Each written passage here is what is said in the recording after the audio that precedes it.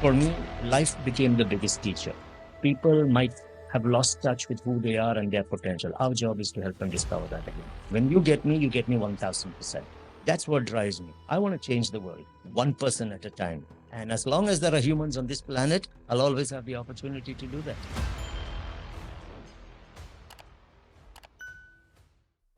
Gladiators, welcome back.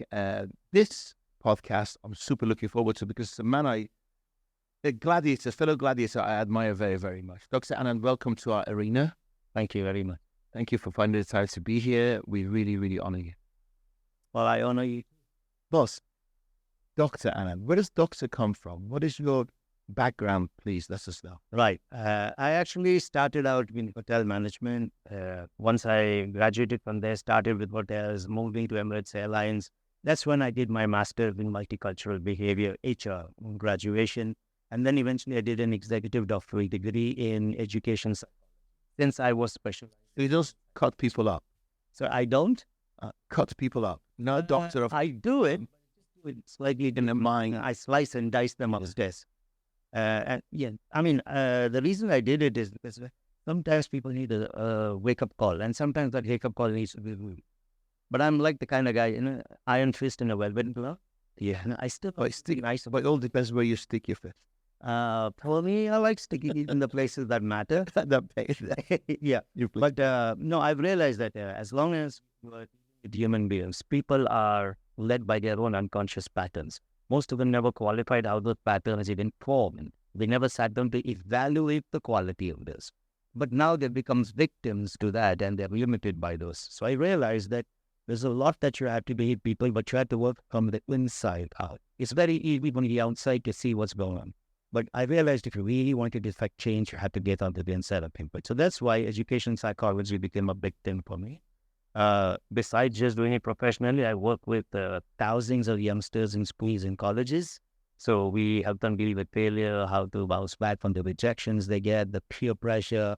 We work with young couples in the community, struggling with marriages and relationships. So I realized in all of this, understanding what goes on behind what we see up front becomes really critical. That's the reason why I just went. That's a major bet in that.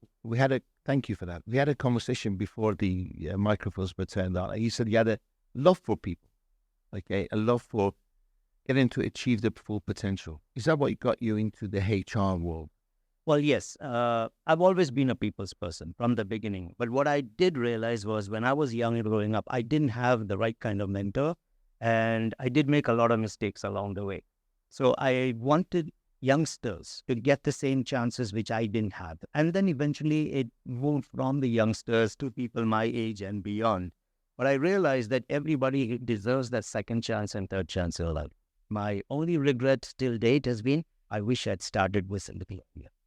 But I guess if you started it, you didn't have as much knowledge because there was no internet, right? Because we're similar ages.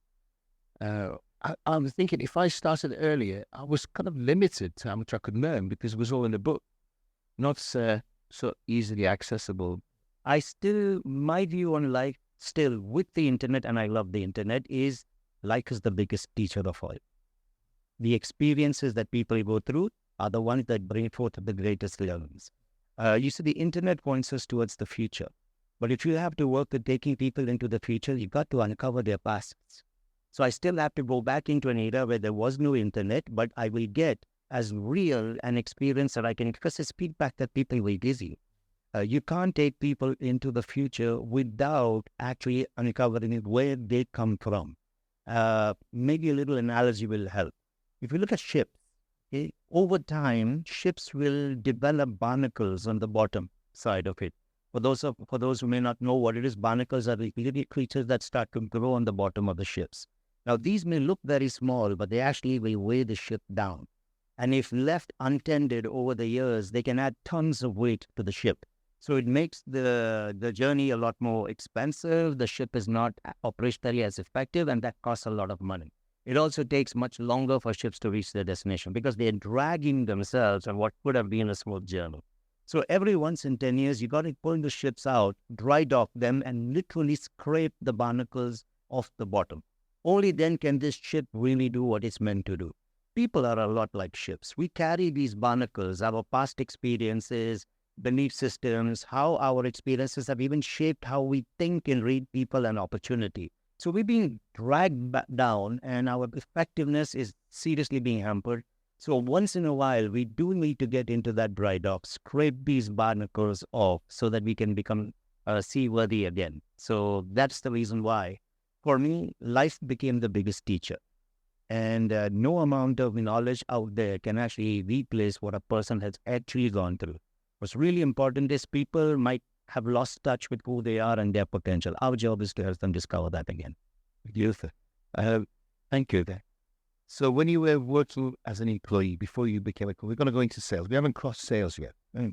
Did you find, because you and I have had this conversation going back a while, where I've kind of almost become despondent.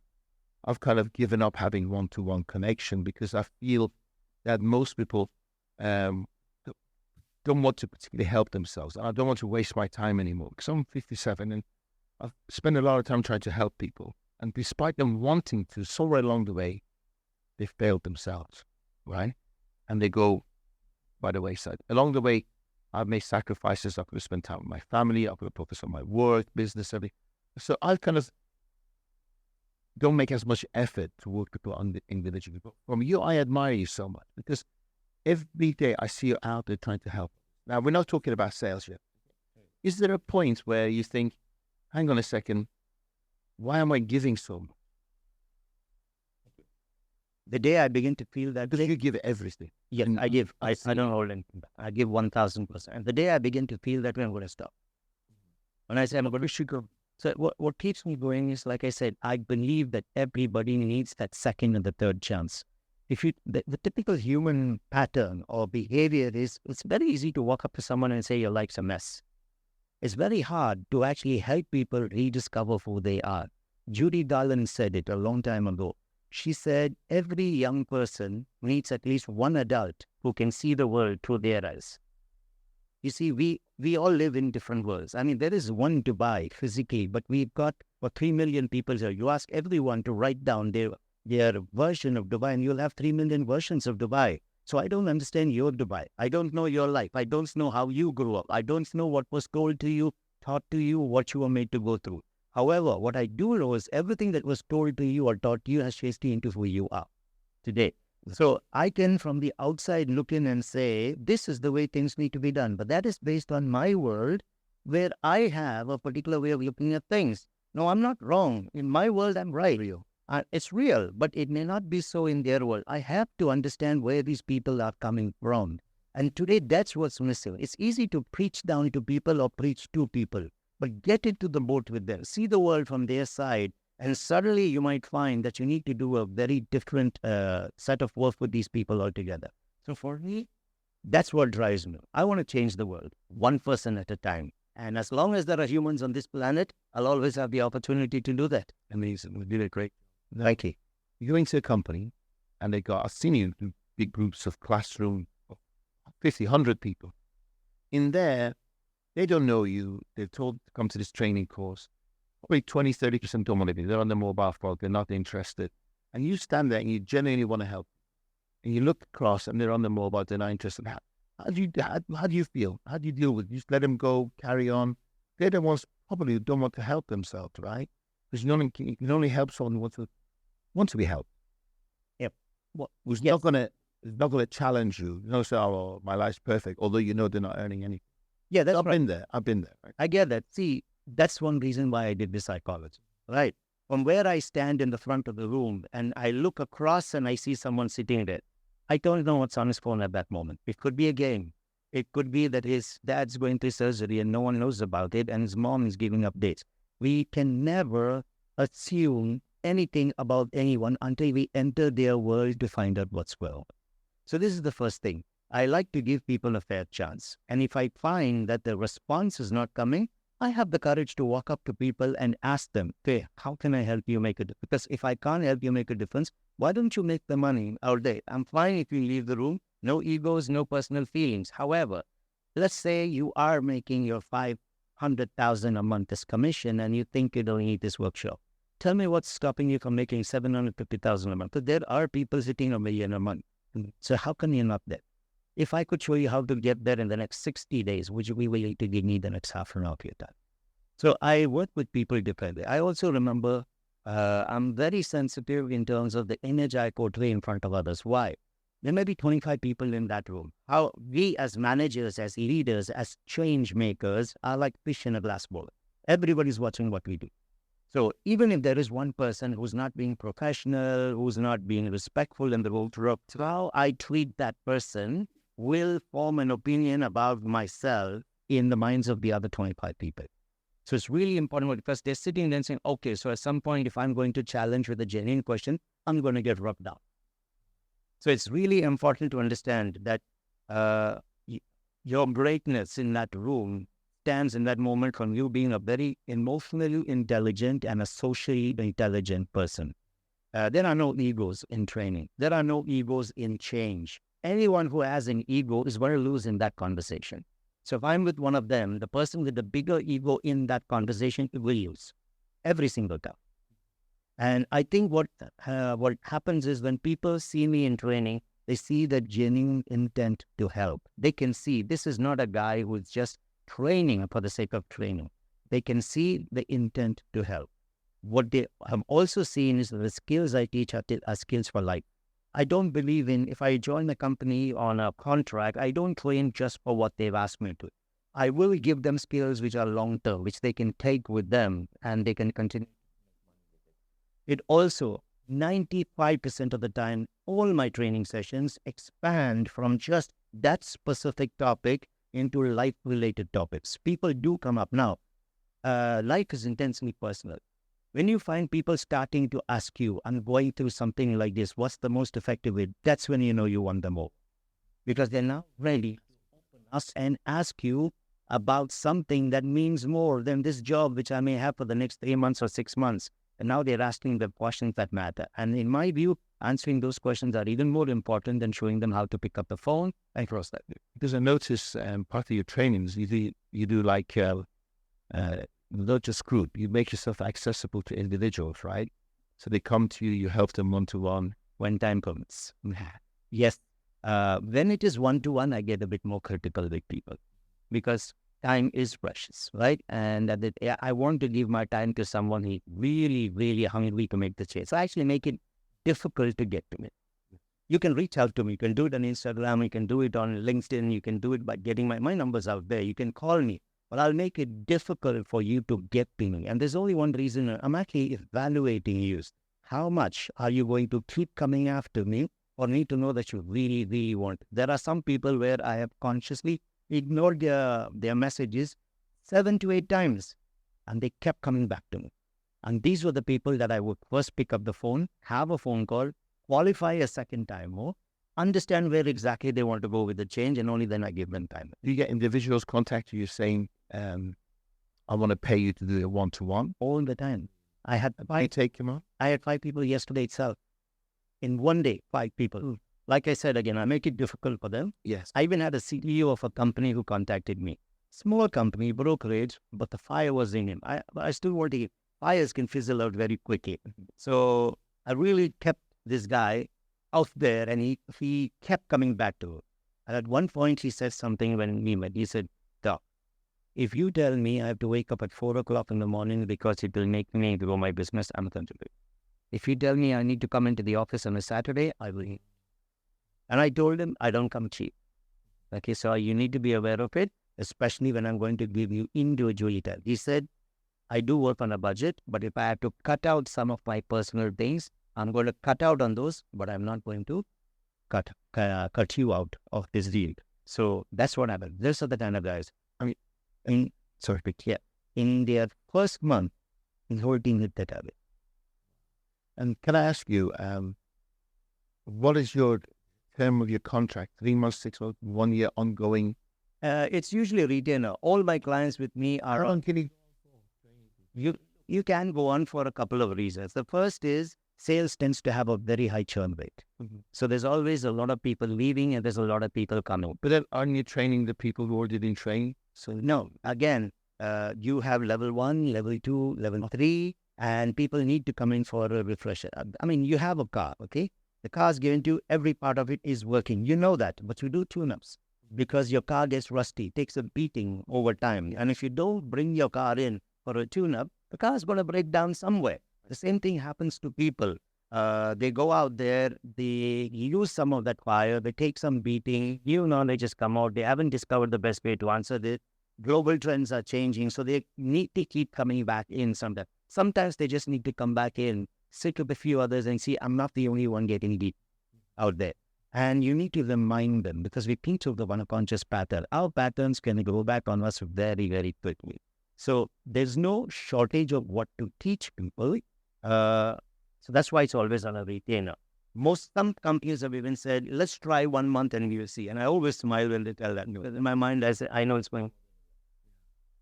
You still take him on? Well, for a month? Well, absolutely. Because I'm not taking them on for a month. Or you know they're going to come. Yeah. Just yesterday, I had one person who said, we'd like to take a break for the summer, but can we continue employee active? Then they came back to me and said, I don't want to use momentum. Can we continue instead we let's just do 2 weeks? But time for me is a serious challenge. Listen, if you tell me, I just turned down 3 companies last week. I said, the moment you tell me we want to take a break, I'll give it my day's gone. Yeah. And once it's gone there, then I can't come out with it. So it's a happy place to be in when it comes to the business. But at the same time, for me, it's not just about the business, it's about the value. And I think that's the reason why today the companies are coming looking, because they can see when I come on board, it's not limited to that contract. It always goes beyond. Always. Always. What's the big, we talk about real estate now. Okay, let's talk about sales. Okay. Then we go into real estate. On top. How long have you been in the sales coaching business? Because you were in HR and then you moved. And what was the move? Why sales? I love sales. Okay. 10.5 years head of training, Emirates Airlines, looking after the flight catering teams at the airport. That was when I got headhunted by Damac. This was in January of 1996. Now, the reason I moved to join Damac because real estate had started to explode. It was booming, amazing industry. And I always had the vision to have my own company. So when I got an opportunity to work with Hussain Sajwani, I had a lot of corporate experience with Emirates. What was the size of the business at the time? Was it small? Oh, Hussain Sajwani? When I joined Damac, 3 buildings at Damac.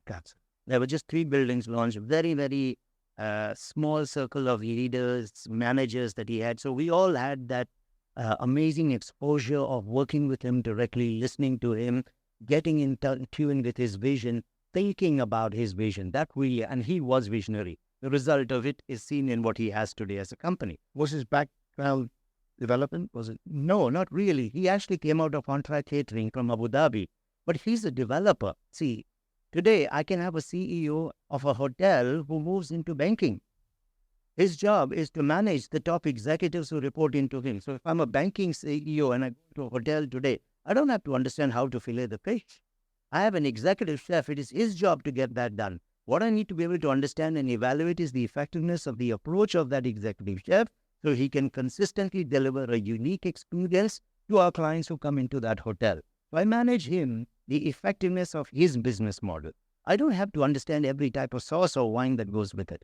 So today, when you are at an executive level, it's about managing the professionals who will get the job done. You don't hire all these smart people under you and then you tell them what they have to do. I'm now working with an agency, a real estate company, and watch these guys. They're going to come out big. So I don't want to give the name right now.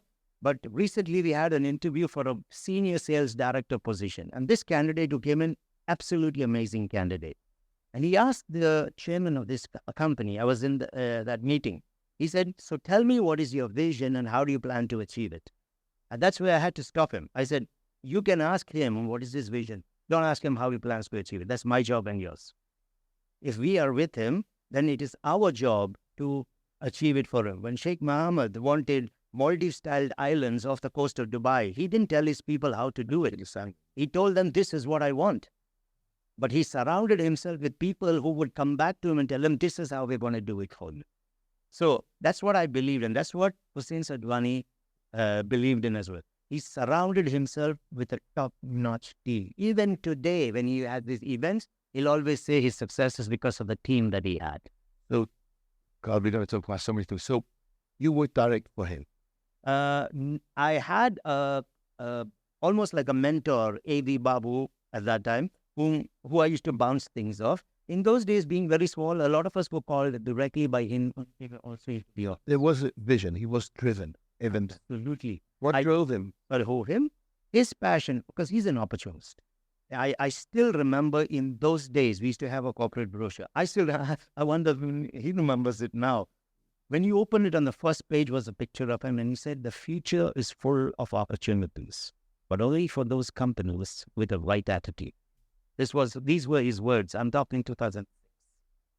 And 1996 is when I joined Emirates Airlines. And I said 1996 earlier. No, that is 2006, not 1996. 1996 to 2006 was my 10 years in Emirates. So during Damac in 2000. Damac in 2006 of January, after those 10 years there. Because real estate, even then they had 3. And look at them. Yeah, because in October of 2002 is when they came into the business, which was almost the end of 2002. 3 years later, I was with them. So they had launched, they had a couple of them that had been launched in the in opposite on JLT, but there was nothing actually delivered. So compared to the big boys who had the vision to develop the city, he came in as one among hundreds of private developers. But he had the vision. How is it that year on year he delivered, got recognized, had all the awards, creative communities that shaped the skyline of Dubai, locally as well as international, because of his vision. And I understood that concept not just from him. Look at the ruler of our city. One man's vision. 25 years ago, nobody respected Dubai. Nobody even believed that this little Arab state was going to become what it is. Today, we are giving the best in the world a run for their money. Look at China. 20 years ago, nobody bothered about them and did not believe China would become who they are today. Today, it is China that dictates what happens in the world, not the Western powers anymore. The same thing happened even with a company like Damac. Hussein Sajwani always used to say, somewhere down the line, another person will come up and we would have become so big that we will not respect him or pay attention to him, and he'll put all of us on the shade.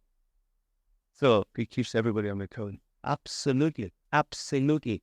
When you have to compete against the giants in the business, then you have to be thinking 10 steps ahead of them. You cannot be thinking in parallel with them or 1 or 2 steps ahead of them. You've got to be 10 steps ahead of them. But he's a multi-billionaire. Yes. So apart from his vision, give me 2 other ingredients that you recognize that has made him so successful. Okay. One, his ability to perceive which opportunities would give him the highest ROI. So he would get into areas way before anyone else got in there. So he gave himself the early mover advantage. He gave his investors the opportunity to make a lot of money and to make it quickly, because he would go into areas in Dubai that would become popular 2 years or 3 years later. So he got the best plots. He could launch at the price that he wanted. So he could dictate and set, in some cases, the price in those areas. I'm talking in those years. Whereas the others would have to come in. Many of the people, in fact, would come in and just piggyback off him. Big catch up. Yes. So he had that uncanny ability to do that he could see which place. He obviously was going to the land department, looking at the Dubai vision, all of that. The difference between him and most of the others, especially the private, was his proactive, aggressive approach. He would go in early. He would take the risk. I mean, he would go into areas that people hadn't even heard about. So Damac would literally do the noise, the marketing, the branding, and the beating of the drums in the city. And later on, others would come in, but he had already laid the platform, or the groundwork was done for these guys to come. So he was amazing on that. So one was his vision. The second was his ability to pick out these opportunities. And third was his ability to see and get the right kind of people. You see, vision without execution has no meaning. So he would bring people in who could align with that vision, and they are the ones. That's why even today he keeps saying, it is my team. It is my team. This brokerage company that I talked about now, which I'm not taking the name, is the vision of the chairman. So I sat in that interview and I told this very senior director, I said, a few years ago, there was a young man who sat in a garage. He literally looked at a tin box. It was an actual tin box he was looking at, and nobody paid respect to him. He built the biggest company in the history of mankind. People walked past him, the Dells, the IBMs, they didn't pay any attention to him. And then he walked in one day into a convention where at that time, the third most powerful CEO in the world, John Scully, was there, the guy from Pepsi. And he walked straight up to him and said, do you want to sell sugar water for the rest of your life, or will you come with me and change the world? And Scully left. And between the two of them, they called it Apple. This is the vision that this company has that I'm working. And why not? If you look at this company, it is in a city where the ruler of the city have the same vision. And look what they achieved. This company that you're speaking about is, are they old? Are they young? Do they have experience? Yeah. What is it that you see in them as potential? Is that's great. It is the parent company. The parent company are giants in what they have done. Giants in the real estate, in education, in hospitality, fine dining, medical eyewear, and things like this. They have become really, really good at what they did.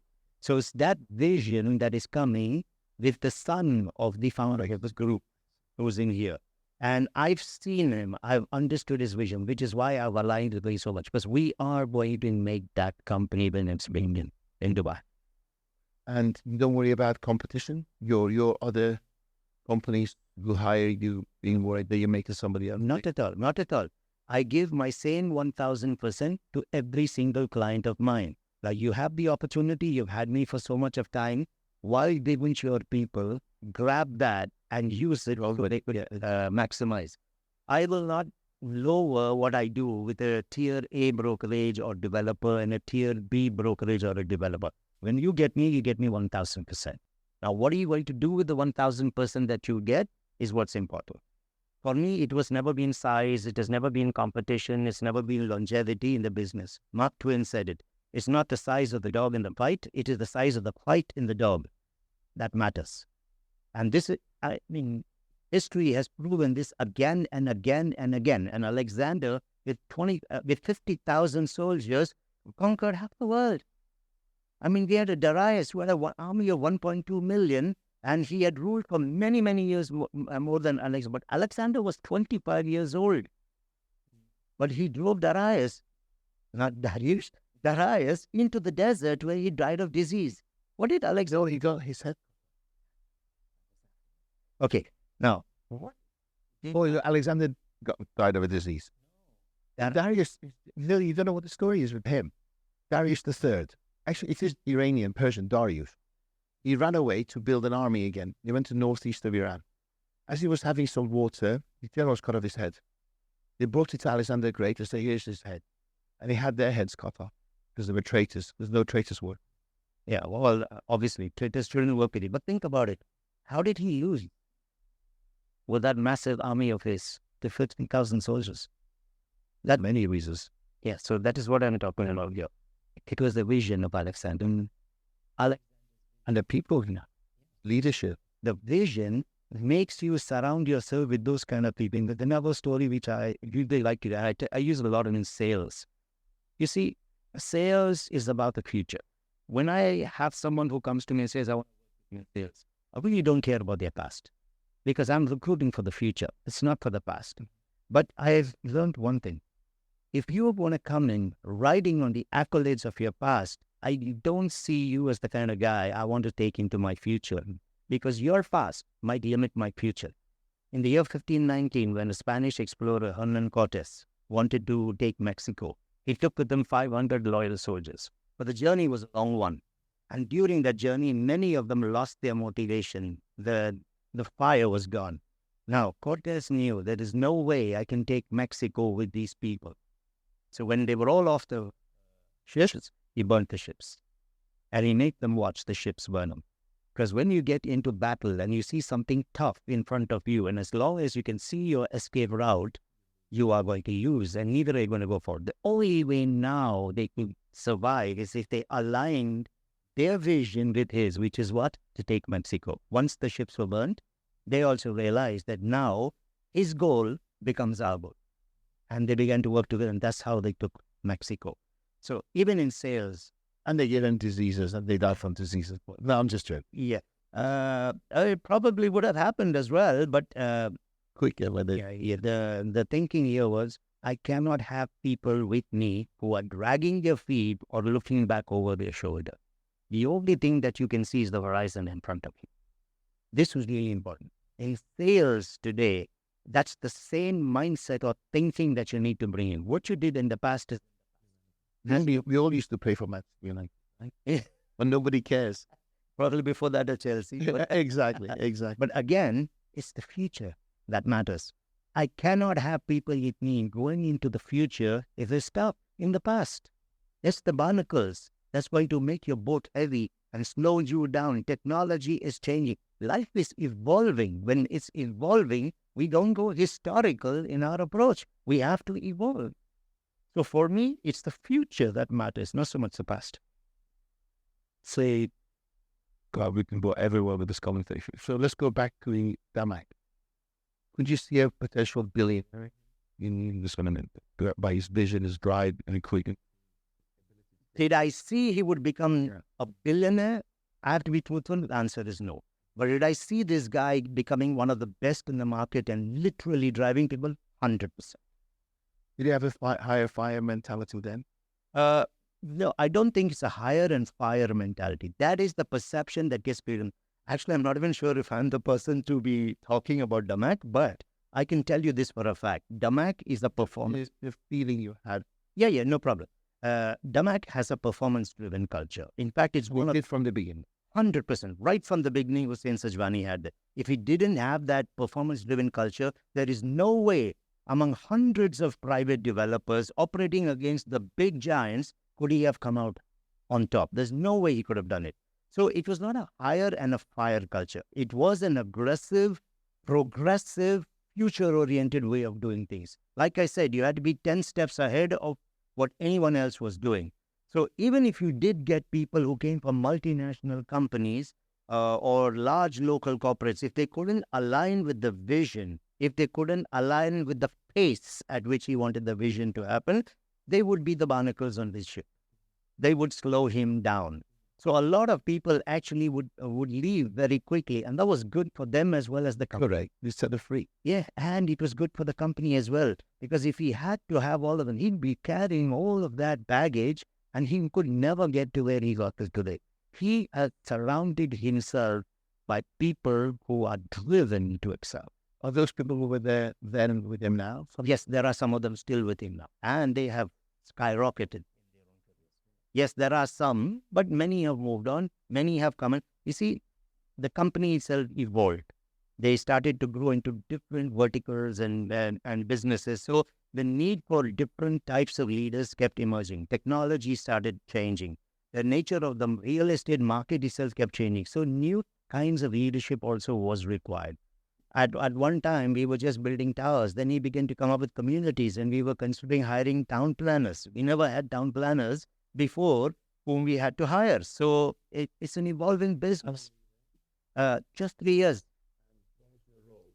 Training? Yes, I was looking after all the training, not just for Dubai. We looked after all the offices that we had overseas in those days. I was going to say, those days, I remember 2006, they opened in Manchester. They had about 10 offices in the UK. We had 4 offices in Egypt. Nobody in Dubai was... No one. No one was setting up an office overseas. So we were doing that a lot. But I also was doing a little bit for the food services, very little, and a little for Al-Amana building. And you were saying all the sales people in Manchester? Yes. No, the managers have to retain that, but I used to travel a lot. Yeah. I used to travel to most of his offices all around. And the joke in Dubai used to be like, we need a visit visa to Dubai and residence visas in Egypt and UK, things like that. Our paths probably crossed. You guys did that even know. Probably. So at the time, they were riding the wave. Okay, so you can say you don't need sales when everybody's coming to Dubai. What makes it, Doctor, tell me, what makes an amazing salesperson? Okay. The first thing, you see that because by the sound of it, you're recruiting for some of your clients now. So what is it you're looking for in a sales? Okay, the first thing I'm looking for is hunger. Okay. People who are looking for sales as a career, I go, sales is not a career. Sales is a lifestyle. If you come to me and you tell me that I'm living now I'm sharing a room with someone in a place like Karama and I want my own furnished studio to start with in the Business Bay, you're Mike, because you're driven by a vision. So for me, the drive, the hunger, but the hunger and the drive has got to be bigger than just for yourself. A lot of people have asked me, what is the one advice you would give to a salesperson? I tell them, stop selling. This is the first advice I will. Stop selling. Help people buy. This is really important, okay? Salespeople, firstly, have not even understood the nobility of the sales function.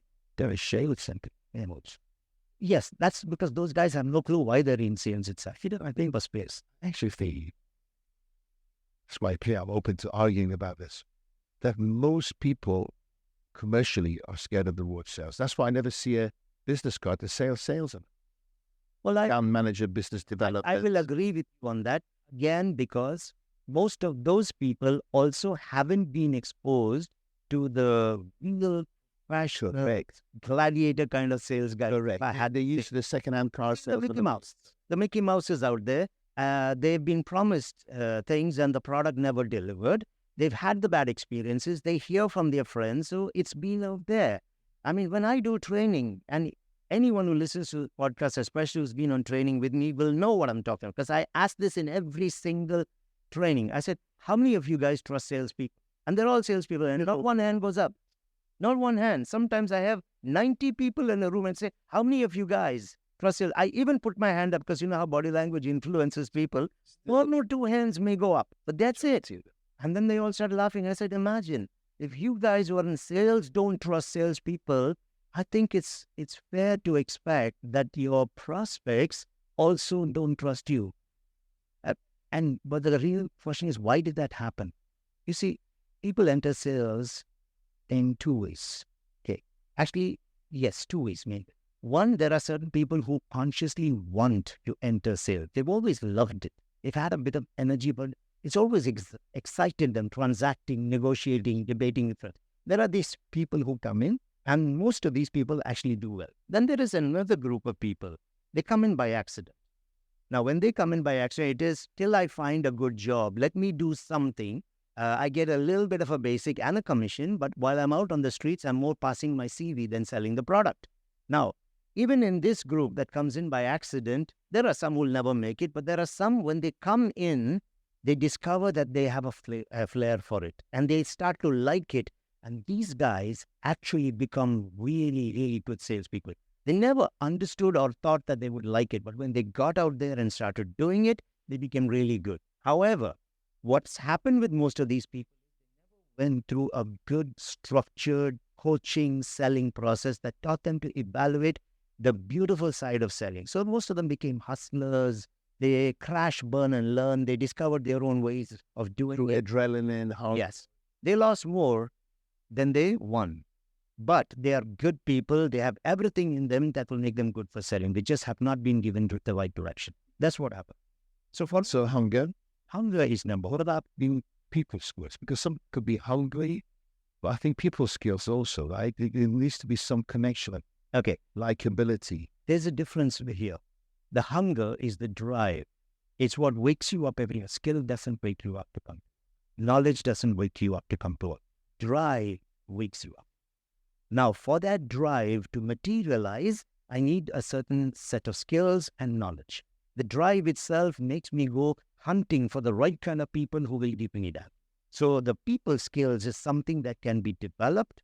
It can be, some people are naturally good with people. Those are the right brain type of people. But that doesn't mean they're great in selling, because you can teach people the skills required for human engagement to sell. So you can. 100%. It can be. And it will look real.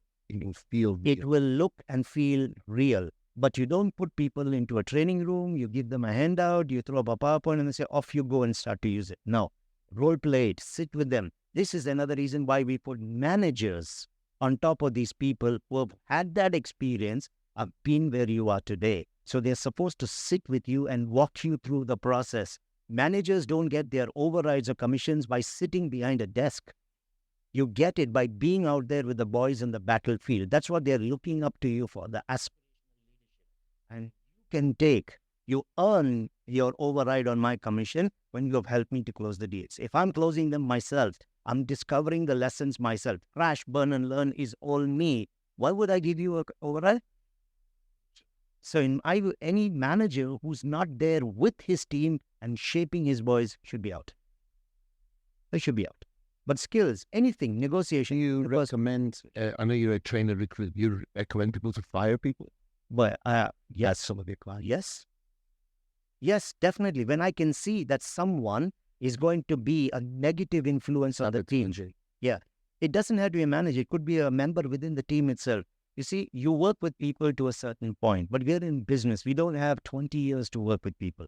You give them all the chances beyond reasonable doubt, because remember, you're the fish in the glass bowl. Everyone is watching how you treat the other person, because then they're expecting this is how you're going to treat me. So once you have demonstrated fair opportunity and effort with those people, and if they do not respond to that, there's the door. There is the door. Because we don't have time. We are not going to be dragging people with us who's going to slow us down. We don't want the barnacles beneath our ship. It's as simple as that. I might just want to add something to that. Be fair to people. I would say in 85, even 90% of the companies, it is not the salesperson's fault. It is the fault of the leadership of the company and the recruitment strategy. The selling management system is out of whack. I have had CEOs who have told me that, I don't get it. Why are these guys demotivated? Why are they not on the phones? I said, Mohammed, recruiting. How did they enter the building? And go back to the day when they entered. I don't believe they walked in slouched, staring at the phone. They came in excited. They may have been a bit nervous. What? Maybe the culture, It could be culture. It could be the management style. It could be a manager not even wanting to pay attention to them. It could be the psychological contract that got broken. You see, we promise a lot of things when you're trying to recruit. And they come on board, and in the onboarding, they're already told something else. And then the manager tells, listen, don't worry about all of that. Just do it the way I tell you. And it's gone. trusting. Yeah, so the entire selling engagement system needs to be looked at. So you cannot just point the finger at the same. You find, I totally agree with you. When I was being a consultant, I found a lot of resistance, not from the guy who hired me, always from the right-hand person, because they're the ones that I felt that they feared being found out. Does that make sense? Because they're the ones who had a cushy number, they tell the CEO what there's trust in there, so they just relax. When I came as a consultant, because I shook things up, I always found out that most of the time the right-hand person started sabotaging my work. Instead of being fully embracing, saying, oh, he's not after my job, he wants to help us, we'll all make more money. Yeah, I think again, I can answer that very, and you're right. This happens everywhere. It's happening even with some of my clients right now. Exactly. Because You're doing all the good, you're doing all the right stuff, but somewhere along the way the knife is being wielded behind the back. Yeah. you see, because they're kings in their castles, and now they can see that they might be dethroned. No one has come with the intent of dethroning them. However, Because they can step up. They can step up. They can learn and they can grow. they can only step up if in the first place they were the right people who were brought in. Sometimes what happens is when you begin to grow, you take the most obvious person where he's ticking all the right boxes now. We haven't really gone deep below the surface to find out. So you bring that person on board, and he's the person who's naturally given a lot. So power begins to grow. Now, for a lot of these people, they are typically personality-driven managers. So those kind of teams or companies don't run on systems, they run on the personalities of people. Sure. So when you come in there and you want to start to systemize everything, these are the guys who start feeling nervous. They can already see they're losing their hold, the power, and they can already see they are no more going to be as relevant as they were before. They become very quickly replaceable because the system is taking control of the business. So this is one challenge. And another one, which is honestly the truth. Most of these right-hand guys don't honestly care about the owners or the board. They care about themselves and fattening their own pockets at the expense of the companies.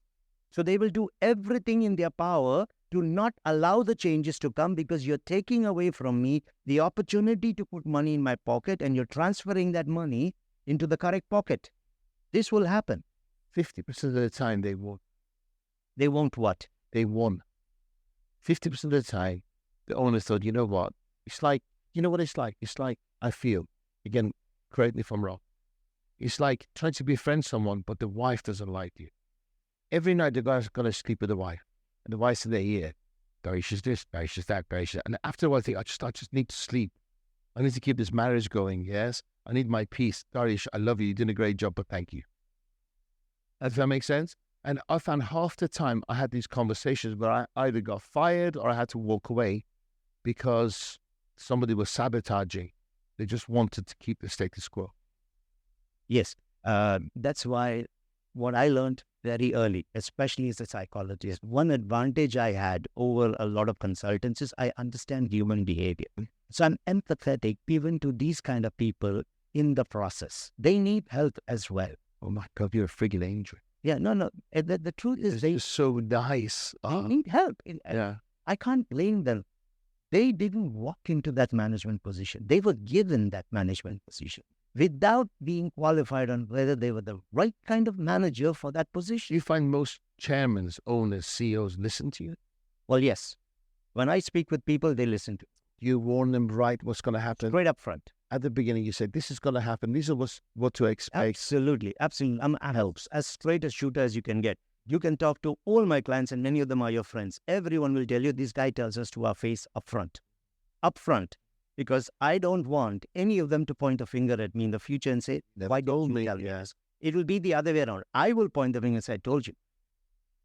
It's always like that. And I honestly don't care who it is. It could be the chairman, it could be the board, it could be the CEO, it could be a manager, it could be one of the salespeople. If you're not doing what is correct, buddy, I am going to tell. It's as simple as that. But I'm not telling it to you with an agenda to get you. I'm telling it to you that you shape up or you ship out. Because the company will not be held to ransom by one or two people who have their personal agendas and personal pockets to fill. No way. Not when I'm the person who's involved in it. And how many clients do you see a day? 4 on an average is what I see a day, but I am heavily invested with about 2 at any point in time. Is this a good time to open up a real estate agency? In Dubai right now? Yes and no.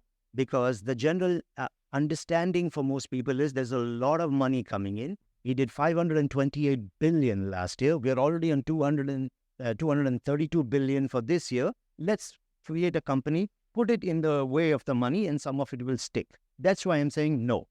Because most people think it's easy to set up a company and make the money. No. Is it the right time? Yes, because Dubai today is one of the top 3 markets in the world, and we are going to drive this market based on the economic agendas of this city. It is going to happen. So it's a great time to come in, provided you understand the market, firstly. Secondly, you build the right kind of system. Thirdly, you surround yourself by the right kind of people, because it's not the systems that will fail you, it's the people that will fail the systems. So if you can tick these boxes correctly, right time for you to open. If you cannot, and you want to become another Mickey Mouse agency, we don't need you. Dubai doesn't need Mickey Mouse. Full of them. Yeah. Well, there's plenty. So would you be a kind of guy, a go-to guy if I want to open a real estate agency, just help me from the beginning Yeah, for sure. with the systems? I already have many agencies that have approached me.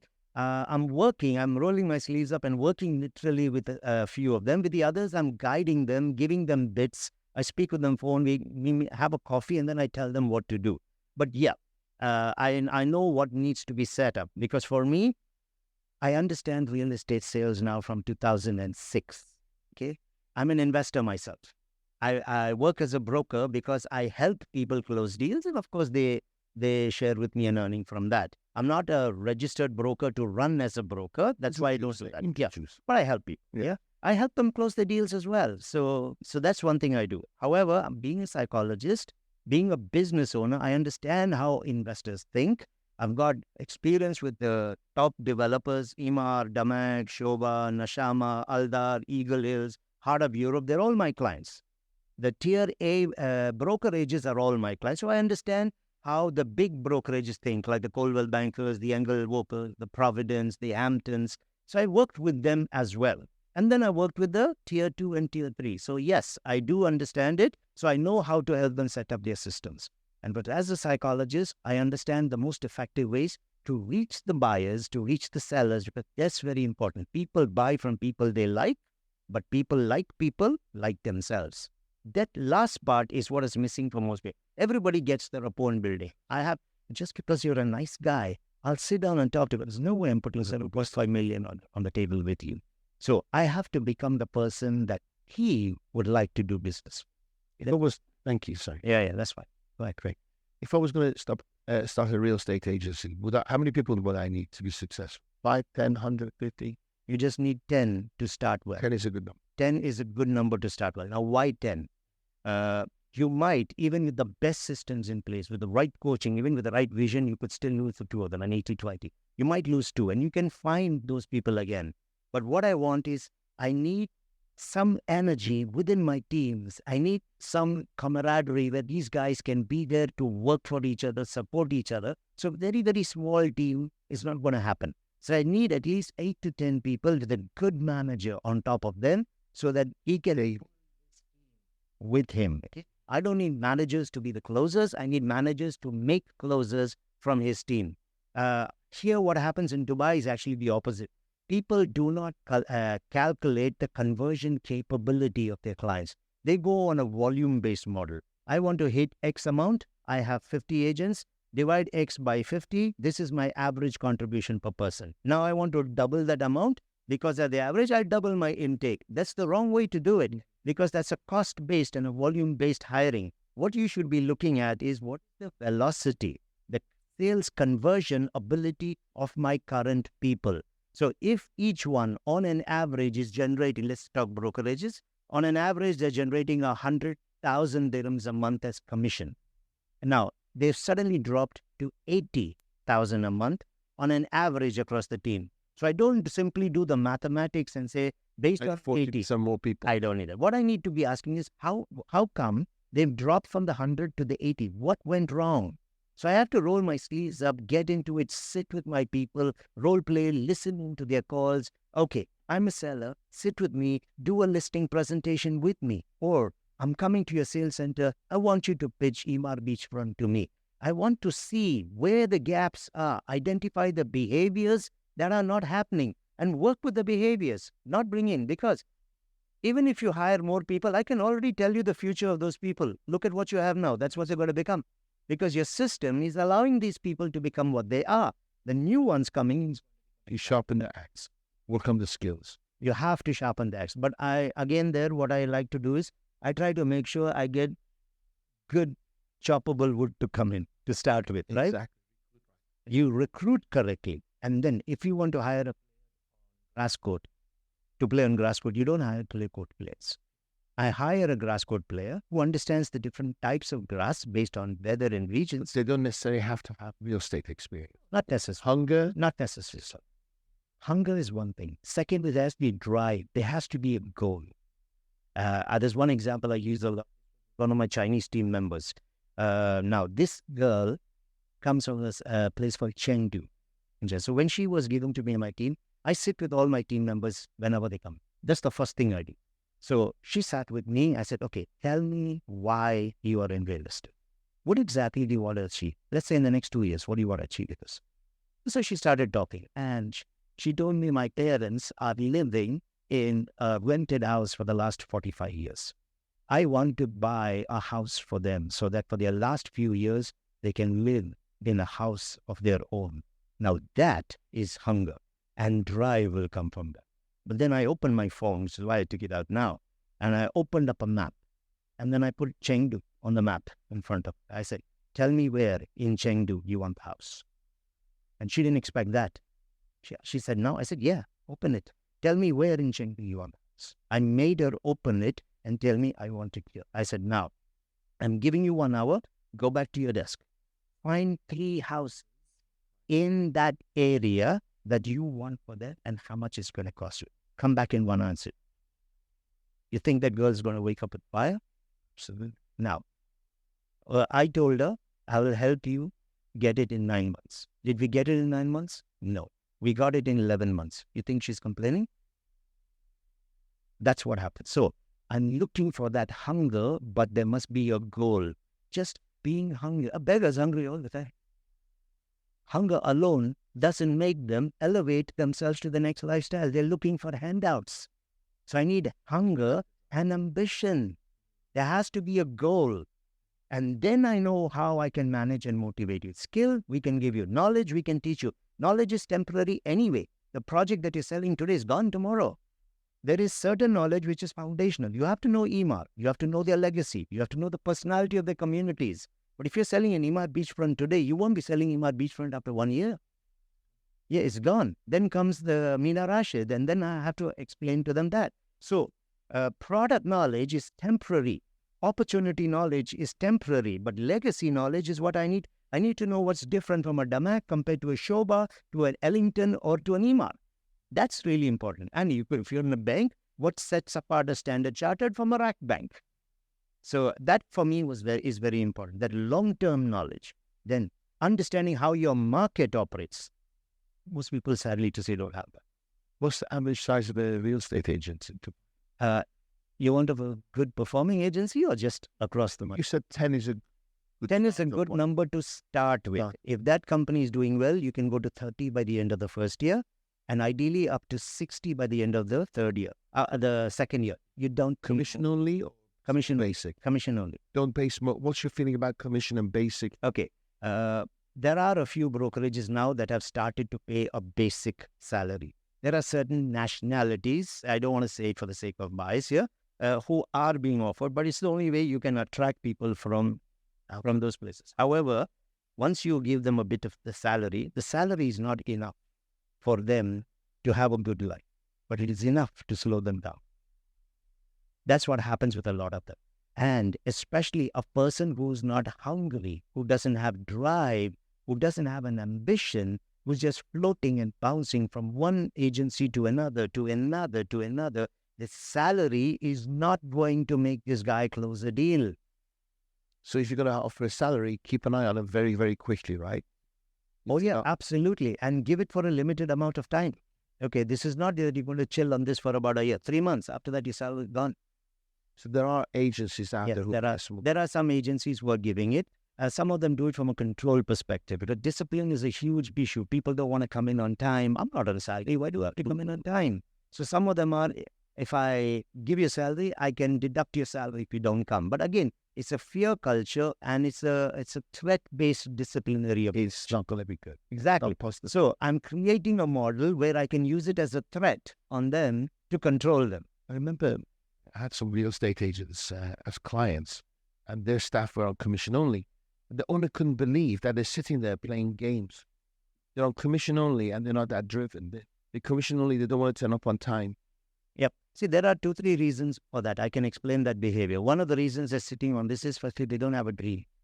A lot, like I told you, 80% of them they don't even understand why they are in sales in the first place. They've seen the money, they've seen their friends close a deal, they got 90,000 or 150,000. They see a social media post, 200 million homes sold, and they calculate, and so they come in for that. They've not calculated the costs of being in real estate selling. So very, very quickly they're demotivated, and so that's how they're sitting. That could be one reason why. The second reason can be, and this has been found, they're not closing the deals here, they're closing it outside. So they could be doing that. I could even be taking lead from here, sharing it with my friends out there, and those are the guys who could be the closers, and they are splitting the rewards with me. That's the second reason why it happens. The third reason why it happens is when I did not hire the right kind of person, and now they've come in here, and the dream is gone. The dream is gone. The fourth reason can be, I might be an excited young person coming in, wanting to make it big. I join a team where I have a manager who doesn't give a crap about me, who pays attention to the 2 or 3 only who are closing because I only care about my pocket. And so they don't invest their time, they don't motivate me, they don't coach me. So eventually I get beaten by the market into what I am today. So there are several reasons it can actually happen. Amazing. I would have thought, honestly, you would have told me this is not a good time because the market is saturated. It's not saturated. No, the market, when you say saturated, are you talking enough brokers, the price of the properties, the top level? No way. The prices are going to go up even more. Okay, they're going to go up even more first. But let's look at both. Let's look at brokers itself. You might have about 15, 16,000 registered brokers with RERA. There's about 40, 45,000 unregistered brokers who are in their own way trying to make the money. However, the real professional ones will be the market. The guys who are making good, consistent money and who are professional in what they do. So in terms of having good professional brokers, no, we still need many of them in the market. You're saturated with the cowboys and the Mickey Mouses who have come in. You just have to set yourself apart. Absolutely. That's one. Secondly, if you look at from the client side, the buyer and the seller, look at all the indicators. The prices are only going up. There's more and more launches. Emaar has just launched a $20 billion community. The Palm Jebel Ali has been announced. It's twice the size of Palm Jumeirah. What do you think of that project? Which one? Palm Jebel Ali. Palm Jebel Ali is going to be the next big thing here. Really? It's going to dwarf Palm Jumeirah. What about location? It's about outward, it's industrial state. That doesn't matter because today, Palm Jebel Ali is going to become part of the new Dubai. You've got the Dubai South coming up. When you come onto mainland, you will see Dubai South there. You've got the world's largest airport coming up. You've got District 2020. You've got the Yiwu Chinese markets which have come up there. So that whole area, Dubai South, is going to be the next big thing for us. And the waterfront living for that is going to be up here. Secondly, 80 hotels are coming up on that palm. Now, go back to the vision of this. On that palm? On that palm alone, 80 hotels.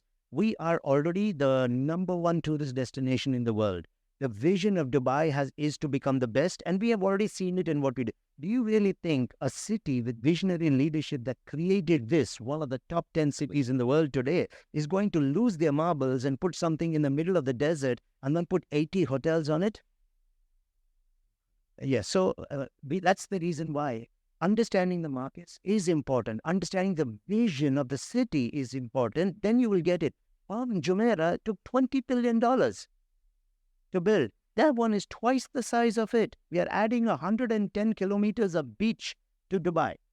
Shoreline is coming up.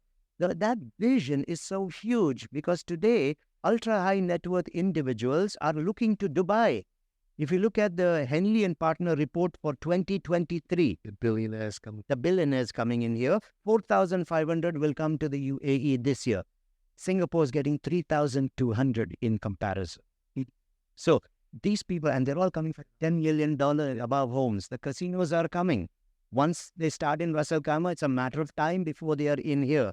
Now, when these casinos come up, who do you think is coming here? It's the Asians, the Chinese. It's not the Americans yet. Now, these people are going to pick up trophy homes. Why do you think Nakil launches a Como where you have a 2-bedroom starting at a 22 million? And then you go up to your 5 and 6 bedrooms at 107 million. Of course, it's selling out. So that's what you're having there. You have Emaar with a 20 billion project just announced. Palm Jebel Ali has been announced. By end of this year, they'll be announcing projects on it. You now have the largest residential tower in the world, the Habtoor Tower that got launched yesterday. 1,700 units in a single building. So you think all these developers with a legacy here cannot read the market? And with all of that, they're creating these commitments on themselves and they're launching. As an investor, is it good to... Can I buy the Habtoor? Of course. And is it on a developer's payment plan? Yes, it is. Offline is always on a payment plan. And that's the benefit here. In fact, if you want to make the money in Habtoor Tower, you should buy now. Because in any project, when the entry price point is always the lowest, you get the softest payment plan. Still an opportunity to make money as an investor. 100%. When is the building going to be ready? It's going to take 4 years before it's going to hand over. But it's not about when it's going to get handed over. It is about who should be buying now. In every project, in every community, there are different types of buyers who enter at different stages. What is important is, right now when it is launching, you're going to get the investors. There have been people who have been asking to buy the entire building.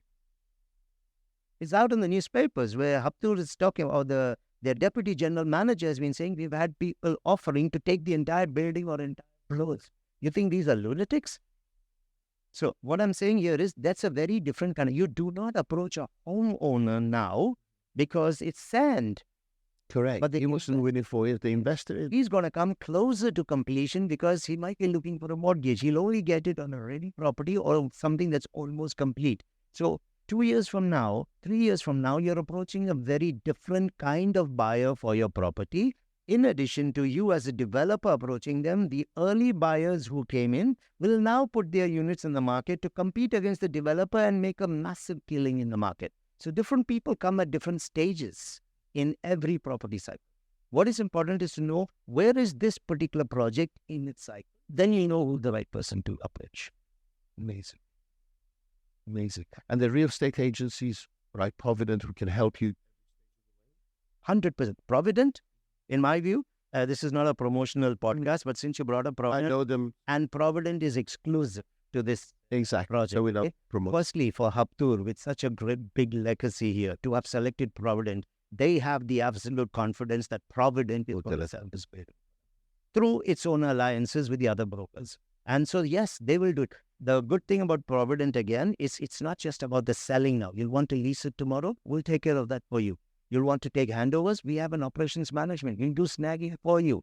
We'll help you to make sure that the apartment you're getting is the 2.1 million worth that you paid for, entry-level pricing. They'll do that. They'll even manage it for you after that. You want to sell it again in the market? We will help you sell it. We'll find buyers for it. So Provident will handhold you through the entire process. So you don't just benefit from me now because you buy. I'll take care Through the journey. all. So 2.1 million, is that a one-bedroom studio? and that's the entry price for a one bed. If you were going to buy a property, 1 bedroom, 2 bedroom studio, what would you buy? It would depend on if it's for myself. If it's for an investment, 1 bedrooms and 2 bedrooms do really well in the urban lifestyle areas. But if you're going to go into desert communities and slightly outside, the 3 beds and 4 So more family community type buying. Doctor, we got to do this again. I'm back in September. Let's do it again. I'm happy with doing, if you like, we can do modules of this. Yeah, right? sure. Why not? Tell me about your course. You're developing a course. You have developed a course. Okay. Correct? Actually, I have Training. 2-3 different ones. Please share with the audience what you're happy sharing. Okay. The first one I'd like to talk about is called a progressive selling model. Now, I named it progressive because sales is evolving. You have a client who comes in, they're in a resistance mindset, and you need to take them to a willingness to buy mindset. So if your client is not growing with you during the selling process, you're dragging essentially a dead body through the process. It has to be evolving. He comes and tells you, I have only 5 million, I cannot spend a dirham more than that. We know that no one comes and puts their 100% cash flows. He's saying he's got 5 million, he's got 50 million in the bank. Doesn't feel the need to say that to me. But my selling approach should be such that the approach itself gets him to expand from the 5 to a 6.5. So the progressive selling model grows the client into the selling engagement. And he gets to open up and tell you the truth, the way he stands, his vulnerabilities, fears, everything else. All of it, because everything is built. That's a training course? Yes, that's a training. That's a training program. Is that for individuals or corporate? I do it for both. Individuals, I can't do it. Is it online or? No, it's not online. This is where I go to work. You and your team. I go into the companies to do this because there is a lot to train in that. Progress. For example, it's called the progressive selling model. For example, a lot of you could literally walk out there and ask most of the brokers or salespeople and developers. You're talking to Dariush, okay? How do you know if Dariush is right brain or left? Most of them will look at you as if you fell from the sky. So if you don't know if Dariush is left brain or your left brain, by the way, but if they don't know if you're left brain, my next question is, how are you framing your sentences? How are you shaping your questions? How are you actually pitching to Dariush? Because left brain thinkers process information differently, they evaluate it differently, and they communicate in a different manner, and they decide differently. So when I'm presenting information, I have my own unconscious pattern, and if I'm a right brain person, without being aware of who I am, it's my right brain approach. But apply buying, listen each other. way it's going to happen. Think of it like 2 rooms in a house. And you're sitting in one room, right brain, and the client is sitting in another room. What is the possibility of a conversation even happening? We're in 2 different rooms. Zero. Even if the client is aware of these concepts, he's not leaving his room and coming into yours. You need to go into his room. And he's got to be comfortable with letting you in. And yeah. So how many selling models are looking at this? This is the challenge. Now, your selling model should teach you that when you get a WhatsApp from a client, an email from, you look at the WhatsApp, you should be able to tell left or right way. So because you don't answer WhatsApps, you speak to the person behind the WhatsApp. WhatsApp is just a channel that they use. Decision making. Ask people, how many brains do we have? They don't have. They'll tell you left and right, which are hemispheres or 2 sides. We have 3 physical brains layered one on top of the other. And all 3 of them decide differently, but all 3 are involved in the decision-making process. So if I had to ask you, you are using a selling approach. How are you handling all three brains in your approach? People don't even know about it. At which stage in your selling process, you should be talking to a particular kind of brain of the three to influence decision. And then you come to a point where you have a round conference table in the head with three guys sitting at it, the three brains, and you've been going, you've been have these ranting. conversations going on. Yeah, but you've had a conversation with one type of brain. And so now that type of brain is excited, sits at the decision table in the head, and asks the other two brains, guys, what do you think? He said, think about what? Oh, we have to make a decision on this. A decision on what? No, but he just explained. He didn't explain. So there is that confusion in the head. And that's why they'll end up saying, I'll come back, think about it. I'll think about it. I need to check with someone. I did the perfect presentation. Yes. It's a no-brainer. Correct. But it's you did a perfect presentation for who? Doc, do you do individual sales training on this? It doesn't have to be real estate, though, does it? No, it doesn't. No, say there was like to a company, and how long does it take? A day, 2 days, 3 days? If you're only doing the left brain, right brain, and the three brain model, we can do it. The progressive. We can. The progressive takes 2 full days. 2 full days. 2 full days. If we do it as a 2 full day model, is that a price we can mention right now on online? No, I'll tell you the reason why. I do it based on the size, the volume of people that needs to come in, how many groups people want to bring into it. And one thing, and you can actually check this with all the brokerages, everybody gets the same rate from me. They all know it. My rates are So do you mind if I ask what your rate is? That's what I'm saying. I can't tell you now because it's volume based. Team of 5 people, 1 team.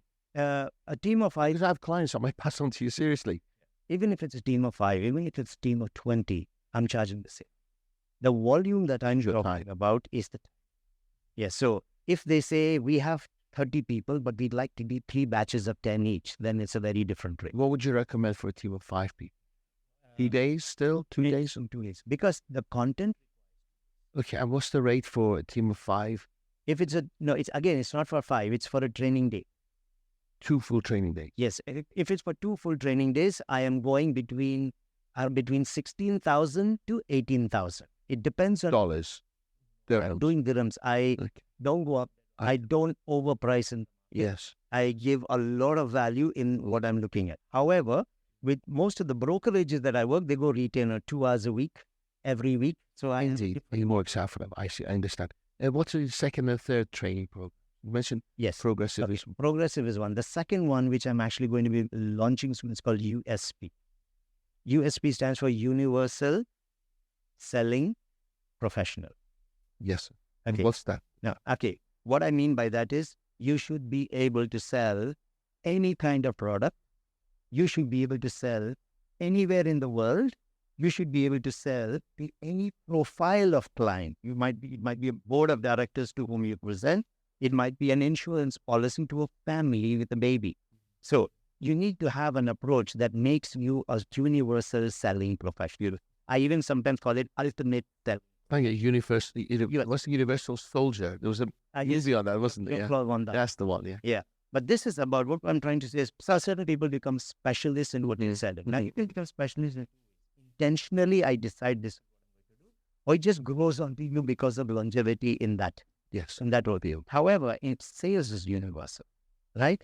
But I need to be, regardless of the product and regardless of the person, I should be in a position where today I am not afraid to sell something to someone because I have learned, irrespective of how the value of the money, I could sell to a Japanese, I could sell to an Australian, I could sell to an Egyptian, I could sell to an Indian, I could sell to a British person. So it shouldn't make you could sell to any.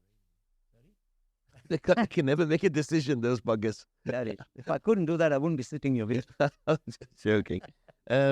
So what is that course, Doctor? Is that, again, online, face-to-face? No. For me, I believe in face-to-face for these. Okay. Online, you can do webinars. In webinars, you can't run full professional program. You can get bits and pieces.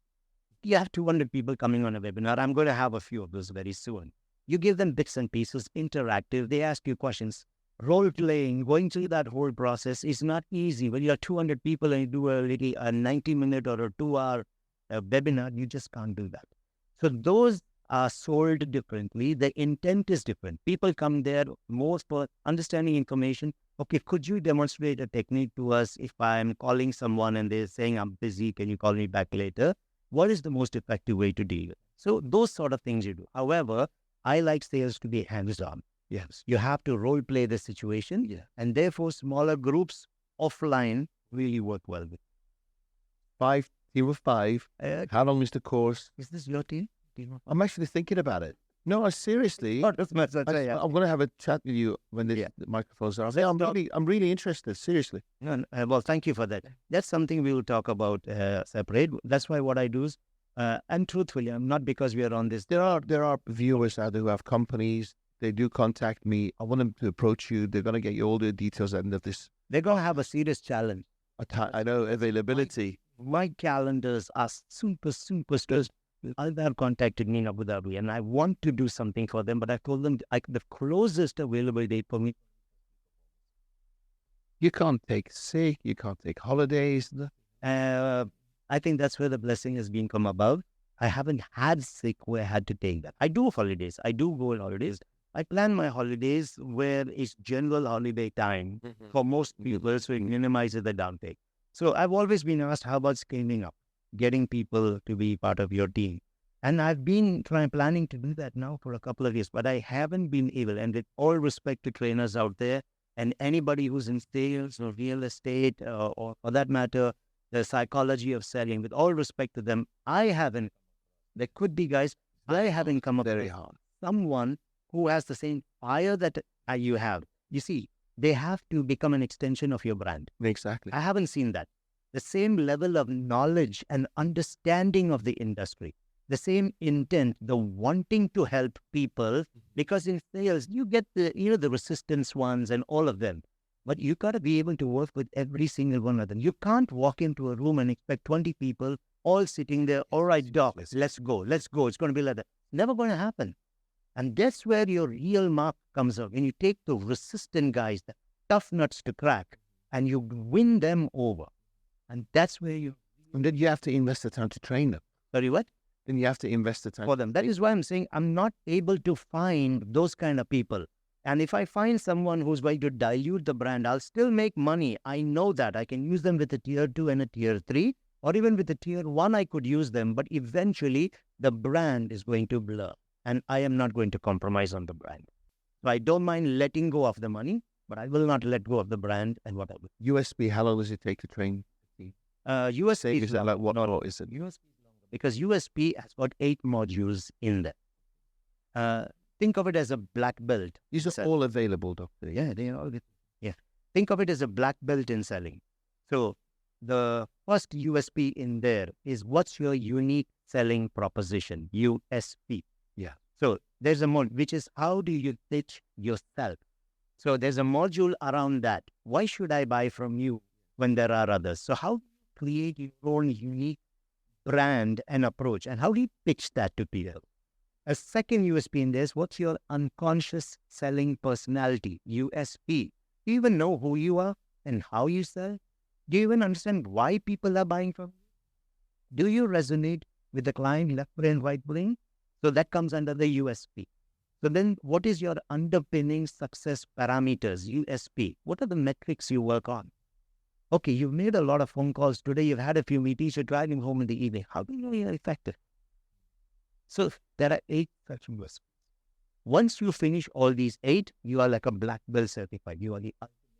And this is what, 1 week in between, like 8 weeks course? You can do 1 week in between. Sometimes people might want to do it like a retreat for my top performing sales guys. We take them out for the whole week. You do. Can be done. Has to be planned well in advance. August, September, yeah. Well in advance. We're not going to talk about rate. So, and the third one? The third one is for the sales managers. How do you manage a high-performing sales force? I call it bulletproof. Okay? Bulletproof is the program for sales managers. Now, this is important because, again, in any company, I honestly don't care how good your system is. If you have a rotten manager in there, that team will be destroyed. I need a good manager in there. And I always give this metaphor. Everybody gets it. It sticks in the head. You drive? Yeah. Now, when you came into Dubai and said, I want to drive, we didn't just You had an international license, we converted, but let's assume we didn't have that. The intent is to drive. You have to go through training. We'll test you in the training with this little card that says you can drive in Dubai. But that doesn't mean you're going to, though you have been trained and tested. It's the worst time to go out there trying. Yeah. You will go out. You will cut lanes without giving indicators. You will not obey the speed limits. You will enter roundabouts when it's not safe. We still do this. Now let's change the scenario. You're on Sheikh Zayed Road and there's a police car sitting behind you. No lights flashing now. He's just driving behind you. How would you change lanes now? Oh, so careful. You'll give the indicator. You would not enter a roundabout now if it was not safe. You will observe the speed limit. So essentially, the police car behind you demonstrates you not only have the ability, you know when to use it and you can use it. But for you to use it, the police car must be there. But it's not flashing a slide. It doesn't flash, but just be the police. That's the manager. The police car is... And this is ongoing course though? How many? 8 modules. 8 different modules in there. Because whilst you're doing all this work, you develop all these courses. Yeah. I develop all of this by looking grounds up what's happening in there. And now I have what's called the sales accelerator. The sales accelerator is the selling management system. You see, we are getting very high tech as companies today. And I love high tech, but we're losing high touch. That part is gone. And truthfully, if you've met a salesperson in Dubai, honestly, you talked about people skills before, right? Where is it? But where is the selling management system, the human management system for salespeople, so that at every step of the process, you are working with that top-notch person? For example, recruitment. What are the behaviors you're looking for? It's not even articulated anymore. Nothing. Okay. So if you don't even know what you're looking for, then how can you complain later that I've got demotivated people at the desk? So when those behaviors come in, once you have defined it, how is that being onboarded? Then you take the same behavior and you sharpen it to the training. I don't just teach it to you. Then you manage those behaviors. So the whole system is out of whack. You're currently doing this for people? Yeah. This is a system which I have created. Wow. Based on working 1,600. It's not just training. You hold their hand along the way. It's a lot. From recruitment to management to monitoring. I guess you look at their numbers, you see the growth. Everything we look at. Now, again, I was in a brokerage a few days ago, and they started to pick up some old leads and they were calling them. So I asked a straight up question. I said, who's calling them? They said, there's this girl. She's calling. I said, okay, who trained them? No answer. I said, what exactly is she saying? No idea. But she got 5 conversions. I said, bring her now. Let us sit with her. I said, okay, so you got 5 conversions. Very good. Well done. How many? From how many? Around 200. From 200, I got 5. I said, okay, tell me exactly what you sold. This girl was actually quite good. So I then told her, I said, okay, you're good with what you're doing. Just change these things. Just change these 2. She goes back down. After half an hour, I'm in a meeting. She's waiting outside the door. She said, I just closed 2 in half an hour. Wow. With 2 lines that she changed. That's what the accelerator does. Take the right kind of behavior and we coach that behavior. You'll see the results. That's how does your wife cope with you?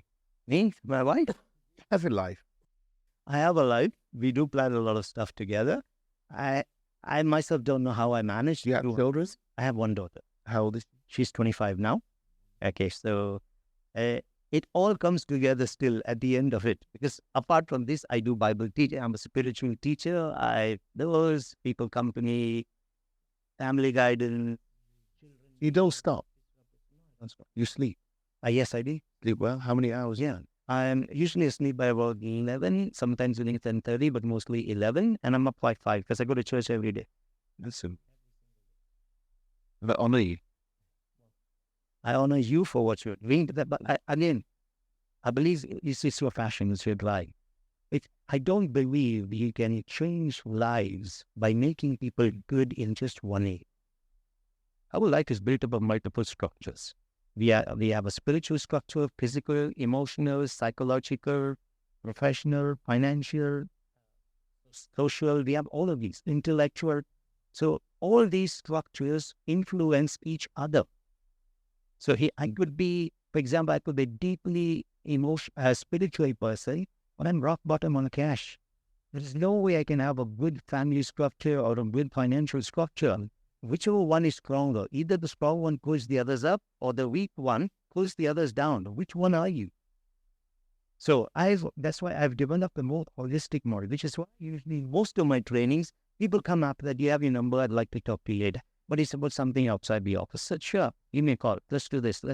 Because I've found people are You're resonating some way. Yeah. absolutely. If this person is going through turmoil and you expect them to come in and be all energized and charged and pick up the phone, all this, when you come to work, you switch off your person. It does not work. Okay, I just got a report saying my wife has got cancer, 3rd stage. You want me to switch off and come to work? It's not going to happen. I see 10 of my colleagues fired today, and I go home and the wife says, "Listen, don't bring those problems here." It's not going to happen. So we don't have the model in place to develop holistically our people.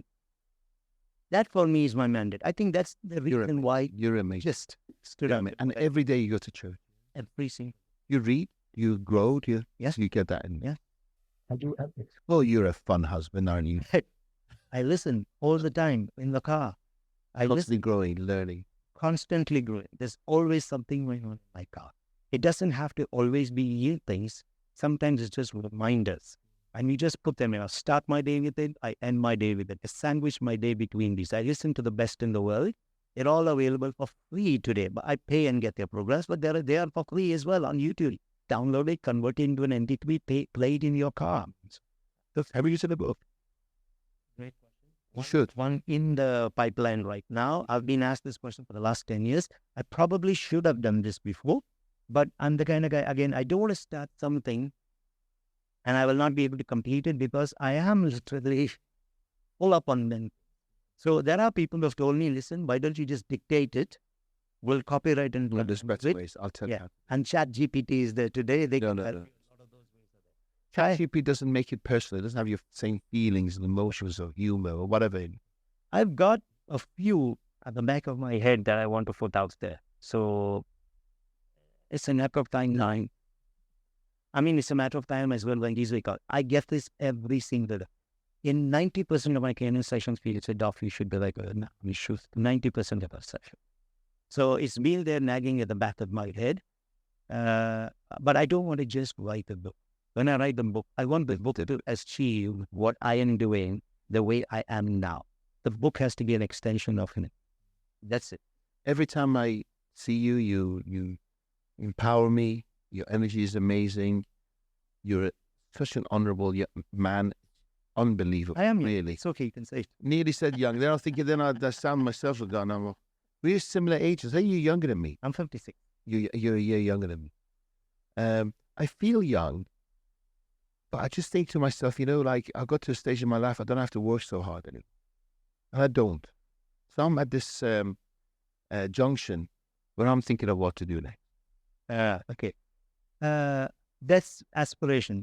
Maslow's hierarchy. Yeah. You come to where the next level needs to show on. So it's aspirational. Again, how you get to that aspiration is different for different people. There are a lot of people, Warren Buffett, for example. Do you think the guy works because he has to work? No. He loves what he does. He cannot see himself not doing what he does. I am that kind of. I feel it. Yeah. I'm that kind of guy. Yeah, but you're in harmony. Your vibrations everything's aligned. Yeah. I've come across a lot of salespeople who worked with you. Not one, and I really mean this from the bottom of my heart, just got anything negative to say about you. So I honor you for that. Well, thank you very much. Really. I have heard this from people before, but it's great. In fact, all my business, 100%. And everyone I had this person, this person. And you deserve it. You deserve it, Doctor. Well, thank you for coming. Thank you. I know you're busy until September, so I'm away till September. So let's do this again, and we'll have a chat off the record here. Yeah, let's do that. What I think we can do, and I think you are a good person to make that difference. You see, as gladiators, the arena of life, right? We don't equip people for the arena of life. Technically, they are losing the battle of life. People are only looking for the second chances. And you ask some of my people, I'm not an easy guy to sit in a train. I can be quite tough. when I have to be. Yes, I've seen you. Yeah, but I am tough. Yeah, you've seen what I was, but I'm tough in a way where I ignite a fire in people. Fire doesn't go out. Because they know you want the best for them. 100. That is it. There's no ego. Straight shooter, as genuine as you can get, really wanting me to work. That's what drives me. I think that's why I like the brand. Oh, I really mean that. There's not many people I have in my inner circle, but I see you as that, and I really honor you. Thank you. Really. And proud to be in that circle. You're a decent human being. I mean that from the heart. I salute you, Doctor. Thank you so much. I hope you enjoyed. There's more to come, I can assure you. We haven't even gone to sales techniques and how to build trust and likability and profitability. So, Gladiators, thank you so much, and we'll see you again in September, though. I'll see you in September. Thank you. At the end of this video, we will put all your contact details and your links and everything. You can